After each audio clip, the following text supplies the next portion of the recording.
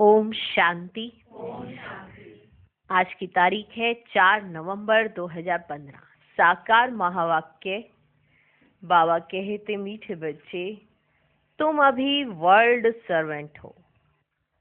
तुम अभी world servant हो। तुम्हें किसी भी बात में देह अभिमान नहीं आना चाहिए।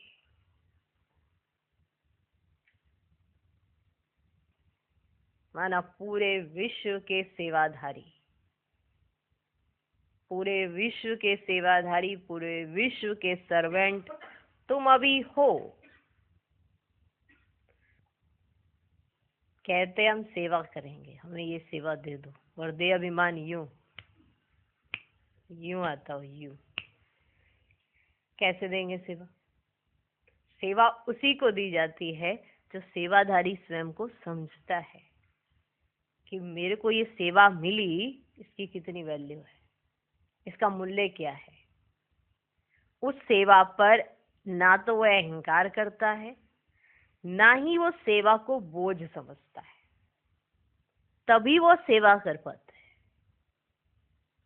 और साथ साथ जो सेवा करते हुए ये सोचे कि मैं सेवा कर रहा हूँ, मैंने ये सेवा की और दूसरों ने मेरी क्या वैल्यू की है, ऐसा व्यक्ति भी और ऐसी आत्मा भी सेवा नहीं कर सकते।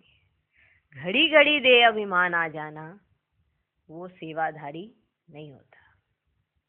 सर्वेंट को कभी अभिमान या दे अभिमान नहीं आता है, या मुझे ऐसा क्यों कहा गया, या मुझे ऐसा क्यों कहा जाता है, ऐसे विचार सर्वेंट के अंदर नहीं आते। वो अपनी सेवा करता है निर्माण होकर, शांत होकर। जिसको रोना भी आता है वो भी सबसे बड़ा दे अभिमान है। रोना उसी को आता है जिसको या तो कोई बात फील हो जाती है उसको ही रोना आता है। किसी ने कुछ कह दिया, रोते रहे रोते रहे रोते रहे, क्या हुआ? ये किसकी निशानी? दे अभिमान। सर्वेंट है वो? सर्वेंट नहीं है, माना सेवाधारी नहीं। क्योंकि उसके अंदर फीलिंग आती, मैं तो इतनी सेवा करता, फिर भी मुझे ये कह दिया गया। तो एक तरह का ये भान आया, ये क्या है? देहाभिमान है ना। कितनी देर में आता है? तो फिर हम कहाँ के सेवाधारी, कैसे सेवाधारी? कोई कार्य करते हैं तो झट ये भावना आती है कि मेरे कार्य को प्रशंसा दी जाए या मिल जाए, मुझको थोड़ी बहुत तो मेरे कार्य की कदर हो ही जाए ना। बाबा उसको सेवाधारी नहीं कहते। जिसको प्रशंसा सुनने की आदत होती है, मुख से भी कह देते हैं कई बच्चे, कोई हमारी थोड़ी सी तारीफ भी कर दिया करो, हमेशा मेरी बुराई करनी होती है क्या? ये कितना बड़ा देह अभिमान है। सोचते और समझते हुए देहभान की परिभाषा नहीं आ रही है समझ, लेकिन ये बहुत बड़ा देह अभिमान है। 4 लोग आए, आपके उसी कार्य की तारीफ करके चले गए। 4 लोग आए, आपके कार्य की बुराई निकाल के चले गए। आपकी किसी ने तारीफ की, 2-3 बार तारीफ कर दी, आप उसके प्रभाव में चले गए, आप भी जाके इधर उधर उसकी तारीफ करना शुरू कर देंगे। आपकी किसी ने चुगली की, बुराई की, अब उसकी खैर नहीं। जब तक चारों दिशाओं में उसकी बुराई नहीं कर लेंगे तब तक शांति नहीं मिलने वाली। ऐसे ही होता है। कहने को हम बहुत शरीफ हैं, बहुत ही जरूरत से ज्यादा शरीफ हैं, लेकिन इतनी छोटी छोटी बातें बहुत जल्दी पिंच होने वाले को शरीफ नहीं कहा जाता है। देवता उसी को कहा जाता है जो बहुत साधारण हो, जो हर बात में हाँ जी करता हो। देवता उसी को कहा जाता है जो हर बात में फीलिंग लेता हो, छोटी छोटी बातों पे अग्रेसिव होता हो, एटीट्यूड दिखाता हो, उसे देवता नहीं कहा जाता है। कहाँ लिखा है ये? कहीं लिखा है? भोले भाले को ही कहते, ये तो दैवी कुल की आत्मा है। दैवी संस्कारों से संपन्न है, दैवी गुणों से संपन्न है, उसे कहा जाता है। तो हम तो सर्वेंट है, वो भी वर्ल्ड सर्वेंट है। कोई एक दो घर के सर्वेंट नहीं है, हम तो वर्ल्ड सर्वेंट हैं। तो देह अभिमान कहाँ से आ रहा है? पर ये हम सब जानते हैं कि हमारे अंदर देह अभिमान कूट कूट के भरा पड़ा है। अभी का यही अभी भी आ जाता है। क्लास में किसी को कुछ कह दो, नाम लेकर सुना दो, बस ये भी भूल जाते हैं कि कहने वाला कौन है। ये भी भूल जाते हैं। देह अभिमान झट आ जाता है कि हमें ये कह दिया गया है, हमें ये कह दिया गया। आप हो कौन? आप तो वर्ल्ड सर्वेंट हो। तो बाबा जो स्वयं को सर्वेंट कहते हैं, वो अपने साथियों को पूछेंगे तो सही ना, ऐसा आप कार्य कर रहे हो जो सब देखकर ये कहें कि वाह, बाबा कितनी वाह वाह करता है अपने बच्चों की। लेकिन हमें ये बार बार याद रखना है कि हम वर्ल्ड सर्वेंट हैं। तो देह अभिमान नहीं आएगा। सर्वेंट को देह अभिमान नहीं आता है, मालिक को देह अभिमान आता है। तो बालक और मालिक का कंट्रास्ट बाबा ने समझाया है, लेकिन गलत जगह मालिक बन जाते हैं और गलत जगह बालक। इसलिए घड़ी घड़ी देह अभिमान आता है, वरना तो हमारे पास ऐसी ऐसी युक्तियां हैं कि देह अभिमान हमारे सामने कभी आ ही ना सके। ऐसे ऐसे पॉइंट है हमारे पास। हर बात से निकलने के भी पॉइंट्स हैं, हर बात में फंसने के भी पॉइंट्स हैं। सब कुछ है हमारी इसी बुद्धि के अंदर। अब नॉलेज है, नॉलेज का इस्तेमाल कैसे करते हैं, ये हमारी योग शक्ति निर्भर करती है उस पर। जितनी याद की यात्रा, उतनी आपकी समझ या तो अच्छी होती जाएगी या बहुत कम होती जाएगी। अभी किसी सेवा के लिए देखना पड़ता है, किस बच्चे को दे, कैसे दे। इसके अंदर तो घड़ी घड़ी दे अभिमान आता है, इसके अंदर तो घड़ी घड़ी ऐसे सेवा के प्रति ये आ जाता है, मेरे पास इतनी सेवा है, मेरे पास इतनी सेवा। तो ये निर्माणता के साथ कैसे करेंगे? तो जब भगवान हमको सेवा ना दे पाए और सिर्फ हम खाएं पिए उसके पास बैठ के, कितना बोझा चढ़ेगा सोचो। हमको सेवा नहीं दे पा रहा है बाबा, हम ऐश परस्ती में जी रहे हैं, हमको सेवा नहीं दे पा रहा है। कई बच्चों को देख के ना तुरंत, अरे ये करना ये करना ये करना। क्यों? उनकी स्थिति ऑफर करवाती है। समझे? ये बात को समझना पड़ता है। कई बच्चों को देखते ही आता है, चलो इधर चले, चलो ये करें, चलो ऐसे करें, चलो ऐसे करें। क्यों? उनकी स्थिति। तो वर्ल्ड सर्वेंट का अर्थ समझो, बहुत हुई है, मजा आएगा। फिर देह अभिमान नहीं आएगा। अभी तो सेवा का ही देह अभिमान आ जाता है।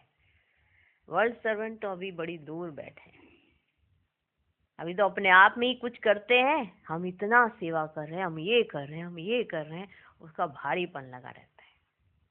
और जो जिम्मेवार होता है ना, वो कभी अपनी सेवा सुनाता नहीं है।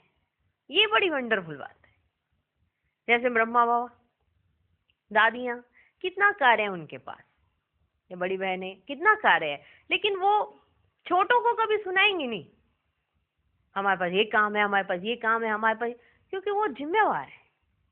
जैसे आपकी, चलो ये अलौकिकता का है, लौकिक घर में माँ बाप अपने बच्चों की परवरिश करते हैं, सब काम करते हैं और परवरिश भी साथ साथ करते हैं ना। तेरे लिए खाना बनाया, तेरे लिए खाना बनाया। एक छोटे बच्चे को नहीं सुनाया जाएगा, एक माँ अपने छोटे बच्चे को नहीं सुनाएगी। क्यों? क्योंकि वो समझती ये मेरी जिम्मेवारी है। तो वो छोटे छोटे स्टेप पर भी अपनी जिम्मेवारी जाहिर नहीं करती बच्चे पर। तो वर्ल्ड सर्वेंट छोटी सी सेवा पर अभिमान ले आए तो बड़ी सेवा कैसे करें? बहुत बड़ी बात है। सेवा करना और सेवादारी बनना दोनों अलग अलग बात है। ऐसे तो चलते फिरते सबको सेवा मिल जाएगी, पर सेवादारी बन गया, इसकी वृत्ति सेवादारी की है, ये भाग्यशालियों का नसीब होता है। कल भी देखो बाबा ने कितनी वाह वाह की, बाबा रोज कितनी वाहवाही करता है। एक एक स्टेप पर वाह बच्चे वाह, वाह बच्चे वाह, ऐसे ही तो नहीं कहा वाह बच्चे वाह। वो हमको संपन्न और संपूर्ण स्वरूप में देखता है। कभी ये नहीं देखा कि तुमने क्या गलती की, हमेशा ये देखा कि तुम क्या थे, अब ये बन सकते हो। बाबा ये नहीं कहता कि आप उस राज्य में ये थे, यही थे। तो हर एक का लक्ष्य यही है कि हम लक्ष्मी नारायण बन सकते हैं। कितनी श्रेष्ठ समृद्धि भगवान हम बच्चों को देते हैं और उसी समृद्धि से भगवान हम बच्चों को देखते हैं। इसीलिए वाह वाह हमारे दिल से निकलता वाह बाबा वाह, बाबा कहते बाप के दिल से निकलता वाह बच्चे वाह। कितनी कमाल है, इतनी वाह वाही आपके जीवन काल में किसी ने नहीं की होगी जितनी भगवान ने अपने बच्चों की। तो हम सोच के भी देखें कि हम क्या हैं, क्या बन सकते हैं, उसी को देखकर भगवान ने हमारी वाहवाही की है। हम क्या हैं उस परमान ने, हम क्या थे उस परमान की, अब हम क्या बन सकते हैं उस परमान की। वर्तमान के हिसाब से नहीं, ये है भगवान की उम्मीद, क्योंकि वो भी अपने आप को सर्वेंट कहते, कितने प्यार से सर्वेंट कहते, और हर चीज वैसी करते हैं, आना जाना मिलना एक्यूरेट एक्यूरेट। हम भले अपॉइंटमेंट लेकर कभी ऊपर नीचे कर सकते हैं, लेकिन वो अपॉइंटमेंट देकर कभी ऊपर नीचे नहीं करते। हम कभी आगे पीछे कर सकते हैं अपने हिसाब से, हम अपने हिसाब से आगे पीछे कर लेते हैं और उनको भी कहते इस बार हम नहीं आ सकते, अगली बार आएंगे, इस बार की मुलाकात हमने। वो तो कहते हैं ना, बच्चे मिलने आए, चलो वहां पर एक लिमिट रहती है, पर बुद्धि से तो मिलने आए ना। पर बच्चे अपनी लिमिट तो ना रख ले, वो एक अलग बात है कि वहां से हमें कहा जाए कि अभी आपने अगली बार आना, वो एक अलग बात हो जाती है। लेकिन अगर बच्चे ही पहले ही अपनी लिमिट रख ले, साल में एक बार, पहले ऐसा नहीं होता था ना, थोड़े बच्चे होते थे बार बार आते थे, हर 15 दिन के बाद 15 दिन के बाद 15 दिन के बाद, फिर वो 3-4 महीने रह के वो तो जाना ही नहीं चाहते, बाबा फिर भेजते थे सर्विस पर उन बच्चों को। बच्चों की दिल नहीं, बाप की दिल, बच्चे हाजिर हैं। आज का प्रश्न, कौन सी एक आदत ईश्वरीय कायदे के विरुद्ध है जिससे बहुत नुकसान होता है? उत्तर, फिल्मी कहानियां सुनना व पढ़ना, नॉवेल्स पढ़ना, ये आदत बिल्कुल बेकायदे है, इससे बहुत नुकसान होता है। तो बाबा की मना है, बच्चे तुम्हें ऐसी कोई किताबें नहीं पढ़नी है। अगर कोई बीके ऐसी पुस्तकें पढ़ता है तो तुम 1-2 को सावधान करो। अगर आपको दिखाई पड़े कि कोई भी की ऐसी पुस्तकें पढ़ रहा है और कुछ भी ऐसा उल्टा सुल्टा कर रहा है, तो आप उसको सावधान करो। ओम शांति। मीठे मीठे रूहानी बच्चों प्रति रूहानी बाप कहते हैं, अपनी जांच करो कि याद की यात्रा से हम तमो प्रधान से सत्व प्रधान तरफ कितना आगे बढ़े हैं। क्योंकि जितना जितना याद करेंगे उतना पाप कटते जाएंगे। अब ये अक्षर कहाँ कोई शास्त्र आदि में लिखे हुए हैं? क्योंकि जिसने धर्म स्थापन किया उसने जो समझाया उसके शास्त्र बने हुए, जो फिर बैठ पढ़ते हैं, पुस्तक की पूजा करते हैं। अब यह भी समझने की बात है, जबकि ये लिखा हुआ है, देह सहित देह के सर्व संबंध छोड़ अपने को आत्मा समझो। बाप याद दिलाते हैं, तुम बच्चे पहले पहले अशरीरी आए थे, वहां तो पवित्र ही रहते हैं। मुक्ति, जीवन मुक्ति में पतित आत्मा कोई जा नहीं सकती। वह है निराकारी निर्विकारी दुनिया, इसको कहा जाता है साकारी विकारी दुनिया। फिर सतयुग में यही निर्विकारी दुनिया बनती है। सतयुग में रहने वाले देवताओं की तो बहुत महिमा है।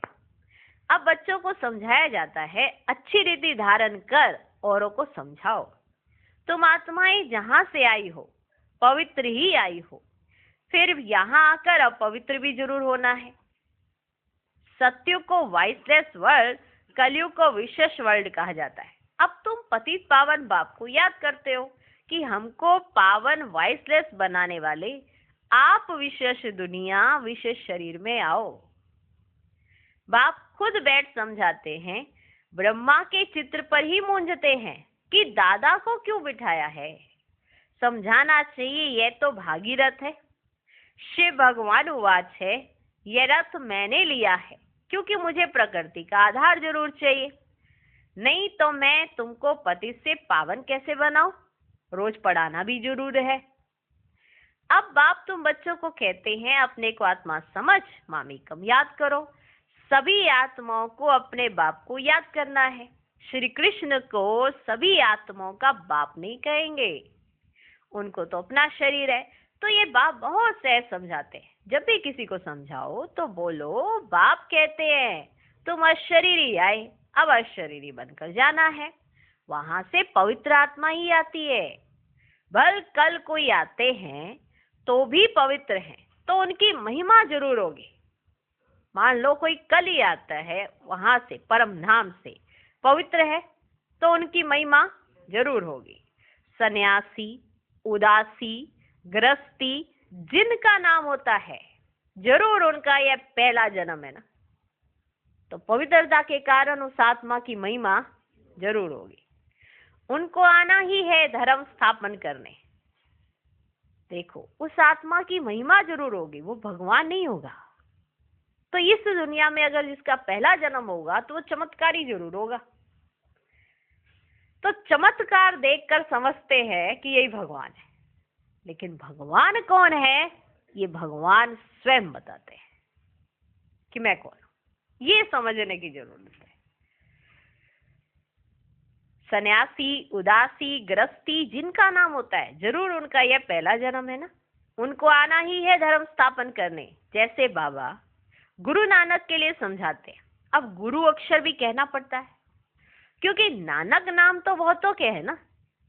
जब किसकी महिमा की जाती है तो उस मतलब से कहा जाता है, ना कहें तो अच्छा नहीं। वास्तव में बच्चों को समझाया है, गुरु कोई भी है नहीं सिवाय एक के, जिसके नाम पर ही गाते हैं सतगुरु अकाल मूरत। वे अकाल मूरत है, अर्थात जिसको काल ना खाए, वह आत्मा। तब ये कहानियां आदि बैठ बनाई हैं। फिल्मी कहानियों की किताब, नॉवेल्स आदि भी बहुत पढ़ते हैं।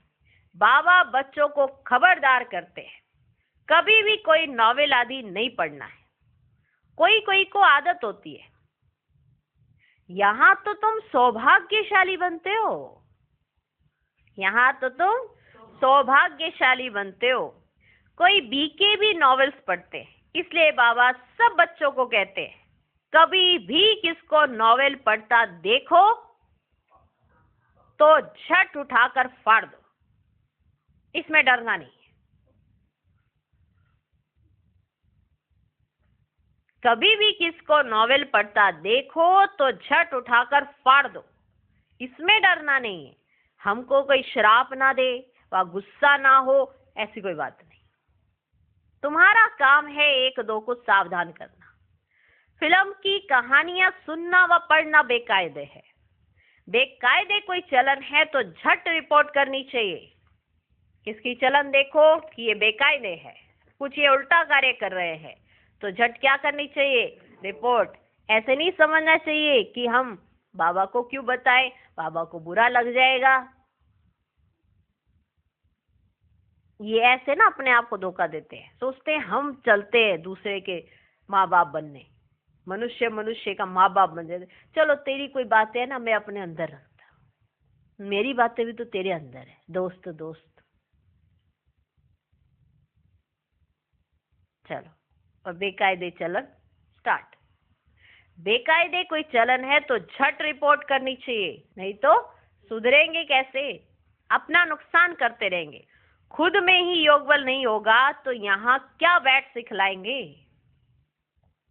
खुद में योग बल ना हो तो यहाँ बैठकर क्या सिखलाएंगे। बाबा की मना है, अगर फिर ऐसा काम करेंगे तो अंदर दिल जरूर खाती रहेगी।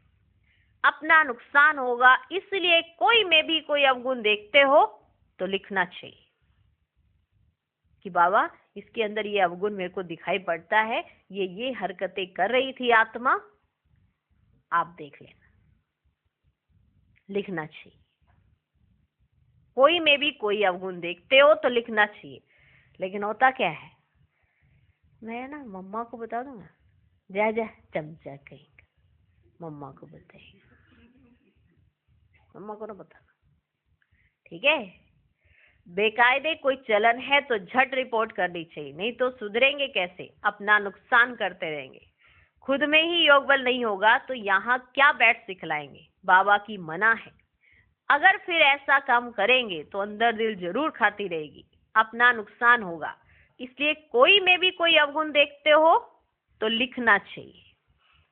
कोई बेकायदे चलन तो नहीं चलते, क्योंकि ब्राह्मण इस समय सर्वेंट है ना, क्योंकि ब्राह्मण इस समय सर्वेंट है ना। बाबा भी कहते बच्चे नमस्ते, अर्थ सहित समझाते।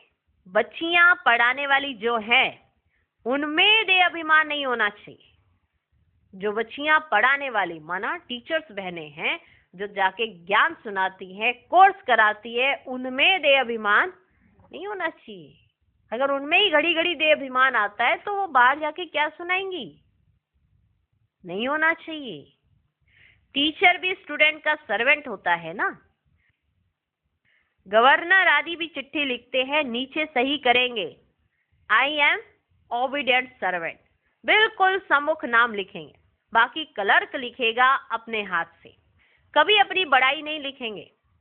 आजकल गुरु तो अपने आप को आप ही श्री श्री लिख देते।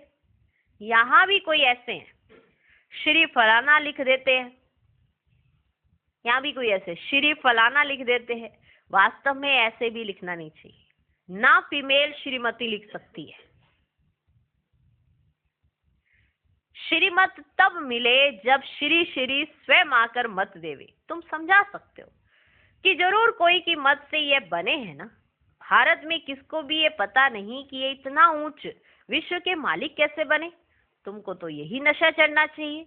ये एम ऑब्जेक्ट का चित्र सदैव छाती से लगा रहना चाहिए। किसको भी बताओ, हमको भगवान पढ़ाते हैं जिससे हम विश्व का महाराजा बनते हैं। बाप आए हैं इस राज्य की स्थापना करने। इस पुरानी दुनिया का विनाश सामने खड़ा है। तुम छोटी छोटी बच्चियां तोतली भाषा में किसको भी समझा सकती हो। बड़े बड़े सम्मेलन आदि होते हैं, उनमें तुमको बुलाते हैं। ये चित्र तुम ले जाओ और बैठकर समझाओ। भारत में फिर से इन्हों का राज्य स्थापन हो रहा है। कहाँ भी भरी सभा में तुम समझा सकते हो। सारा दिन सर्विस का ही नशा रहना चाहिए। भारत में इनका राज्य स्थापन हो रहा है। बाबा हमको राजयोग सिखला रहे हैं। शिव भगवान उवाच, हे बच्चों तुम अपने को आत्मा समझ मुझे याद करो, तो तुम ये बन जाएंगे 21 पीढ़ी के लिए। दैवी गुण भी धारण करने हैं। कल करने, आज करने। तो कोई ऐसी एक्टिविटी करते हैं तो ये ध्यान में क्यों नहीं आता, ये हमारे अंदर अवगुण तो नहीं जिसको हम दैवी गुण समझ रहे हैं। हाँ, जिसको हम समझ रहे हैं कि ये तो चाहिए ही होता है, ये तो होना ही चाहिए, ये अवगुण तो नहीं। गुणों की परिभाषा भी आती है, ये भी समझ होनी चाहिए। दैवी गुण भी धारण करने हैं। अभी तो सबके आसुरी गुण है। श्रेष्ठ बनाने वाला तो एक ही श्री श्री शिव बाबा है। वही ऊंचते ऊंच बाप हमको पढ़ाते। शिव भगवान उवाच मन मना भव। भागीरथ तो मशहूर है। भागीरथ को ही ब्रह्मा कहा जाता है, जिसको महावीर भी कहते हैं। यहाँ दिलवाड़ा मंदिर में बैठे हुए हैं ना जैनी आदि जो मंदिर बनाने वाले हैं, वे कोई भी जानते थोड़े ही है। तुम छोटी छोटी बच्चियां कोई से भी विजिट ले सकती हो। अभी तुम बहुत श्रेष्ठ बन रहे हो। ये भारत की एम ऑब्जेक्ट है ना, कितना नशा चढ़ना चाहिए। यहाँ बाबा अच्छी रीति नशा चढ़ाते हैं। सब कहते हम तो लक्ष्मी नारायण बनेंगे, राम सीता बनने के लिए कोई भी हाथ नहीं उठाते। अभी तो तुम अहिंसक क्षत्रिय है। तुम अहिंसक क्षत्रियों को कोई भी नहीं जानते। ये तुम भी अभी समझते हो। गीता में भी अक्षर है ना, मन मना भव, अपने को आत्मा समझो। ये तो समझने की बात है ना बच्चे, और कोई भी समझ ही नहीं सकते। बाप बैठ बच्चों को शिक्षा देते हैं, बच्चे आत्म अभिमानी बनो। ये आदत तुम्हारी फिर 21 जन्म के लिए चलती है। तुमको शिक्षा मिलती ही है 21 जन्मों के लिए। बाबा घड़ी घड़ी मूल बात समझाते हैं, अपने को आत्मा समझ कर बैठो। परमात्मा बाप हम आत्माओं को बैठ पढ़ाते हैं, समझाते हैं ना, कितना समझाते हैं। तुम घड़ी घड़ी देह अभिमान में आ जाते हो, फिर घर बार आदि याद आ जाता है। ये होता है, घड़ी घड़ी देह अभिमान में आए, फिर क्या याद आता है? घर याद आता। मेरे को तो आज दिन तक कभी ऐसे किसी ने बात नहीं की मेरे से, क्या तो पता नहीं क्या है। ये क्या याद आया? घर बार याद आया ना। तुम घड़ी घड़ी देह अभिमान में आ जाते हो, फिर घर बार आदि याद आ जाता है। ये होता है। भक्ति मार्ग में भी भक्ति करते करते बुद्धि और तरफ चली जाती है। एक टिक सिर्फ नोंदा भक्ति वाले ही बैठ सकते हैं, जिसको तीव्र भक्ति कहा जाता है। एकदम लवलीन हो जाते हैं। तुम जैसे याद में बैठते हो तो कोई समय एकदम अशरीरी बन जाते हो। जो अच्छे बच्चे होंगे वही ऐसी अवस्था में बैठेंगे। देह का भार निकल जाएगा, अशरीरी हो उस मस्ती में बैठे रहेंगे। ये आदत पड़ जाएगी। सन्यासी हैं तत्व ज्ञानी व ब्रह्म ज्ञानी, वे कहते हम लीन हो जाएंगे। ये पुराना शरीर छोड़ ब्रह्म तत्व में लीन हो जाएंगे। सबका अपना अपना धर्म है ना बच्चे, कोई भी दूसरे धर्म को नहीं मानते हैं। आदि सनातन देवी देवता धर्म वाले भी तमो प्रधान बन गए हैं। गीता का भगवान कब आया था, गीता का युग कब था, कोई भी नहीं जानते। तुम जानते हो इस संगम युग पर ही बाप आकर राजयोग सिखलाते हैं, तमो प्रधान से सतो प्रधान बनाते हैं। भारत की ही बात है ना बच्चे, अनेक धर्म भी थे जरूर। गायन है एक धर्म की स्थापना, अनेक धर्मों का विनाश। सतयुग में था एक धर्म, बाकी कलयुग में तो देखो बच्चे हैं ही अनेक धर्म। फिर एक धर्म की स्थापना होती है। एक धर्म था, अभी नहीं है, बाकी सब खड़े हैं। बड़ के झाड़ का मिसाल भी बिल्कुल ठीक है, फाउंडेशन है ही नहीं, बाकी सारा झाड़ खड़ा है। वैसे इसमें भी देवी देवता धर्म है ही नहीं। आदि सनातन देवी देवता धर्म जो तना था वह अब प्रायलोप हो गया है, फिर से बाप स्थापना करते हैं। बाकी इतने सब धर्म तो पीछे आए हैं। फिर चक्र को रिपीट जरूर करना है, अर्थात पुरानी दुनिया से फिर नई दुनिया होनी है। नई दुनिया में नौकर राज्य था। तुम्हारे पास बड़े चित्र भी हैं, छोटे भी हैं। बड़ी चीज होगी ना तो देखकर पूछेंगे ये क्या उठाया है। बोलो हमने वह चीज उठाई है जिससे मनुष्य बेगट्टू प्रिंस बन जाए। दिल में बड़ा उमंग, बड़ी खुशी रहनी चाहिए। हम आत्माएं भगवान के बच्चे हैं, आत्माओं को भगवान पढ़ाते हैं। बाबा हमको नैनों पर बिठाए ले जाएंगे। इस छी दुनिया में तो हमको रहने का ही नहीं है, तो रहने का ही नहीं है इस छी दुनिया में। आगे चल त्राही त्राही करेंगे, बात मत पूछो। करोड़ों मनुष्य मरते हैं, यह तो तुम बच्चों की बुद्धि में है। हम इन आंखों से जो देखते हैं ये कुछ भी रहना नहीं है। यहाँ तो मनुष्य कैसे कांटों में सर, और सत्युग है फूलों का बगीचा। फिर हमारे नैन ही ठंडे हो जाएंगे। बगीचे में जाने से नैन ठंडे शीतल हो जाते हैं ना, जाते हैं ना बगीचे में तो नैन एकदम ठंडे शीतल हो जाते। तो तुम अभी पद्मा पदम भाग्यशाली बन रहे हो। ब्राह्मण जो बनते हैं उनके पाँव में पदम है। तुम बच्चों को समझाना चाहिए हम ये राज्य स्थापन कर रहे हैं, इससे बाबा ने बैज बनवाए हैं। सफेद साड़ी पहनी हुई हो, बैज लगा हो, इससे स्वतः सेवा होती रहेगी। मनुष्य गाते हैं आत्मा परमात्मा अलग रहे बहुकाल, परंतु बहुकाल का अर्थ कोई भी समझते ही नहीं है। तुमको बाप ने बताया है कि बहुकाल अर्थात 5000 वर्ष के बाद तुम बच्चे बाप से मिलते हो। तुम ये भी जानते हो कि इस सृष्टि में सबसे नामी ग्रामी हैं ये राधे कृष्ण। ये सतयुग के फर्स्ट प्रिंसेस हैं। कभी किसके ख्याल में ही नहीं आएगा कि ये कहाँ से आए। सतयुग के आगे जरूर कलयुग होगा। उन्होंने क्या कर्म किए जो विश्व के मालिक बने। भारतवासी कोई इन्हों को विश्व का मालिक नहीं समझते हैं। इनका जब राज्य था तो भारत में और कोई धर्म ही नहीं था। अभी तुम बच्चे जानते हो, बाप हमको राजयोग सिखा रहे हैं, हमारी एम ऑब्जेक्ट ये है। भले मंदिरों में इनों के चित्र आदि हैं, परंतु ये थोड़ी समझते हैं कि इस समय ये स्थापना हो रही है। तुम्हारे में भी ना नंबरवार समझते हैं। समझा तो बाबा एक रस रहे हैं, एक जैसा समझा रहे हैं, पर समझते सब नंबरवार है। कोई तो बिल्कुल ही भूल जाते हैं। चलन ऐसी होती है जैसे पहले थी, माना भूल गए ना कि हम कहाँ आए हैं, क्या करने आए हैं। तो जैसे पहले थे ना वैसे हो जाते हैं, चलन ऐसी हो जाती है जैसे पहले थी। यहाँ समझते तो बहुत अच्छा है, यहाँ से बाहर निकले खल्लास।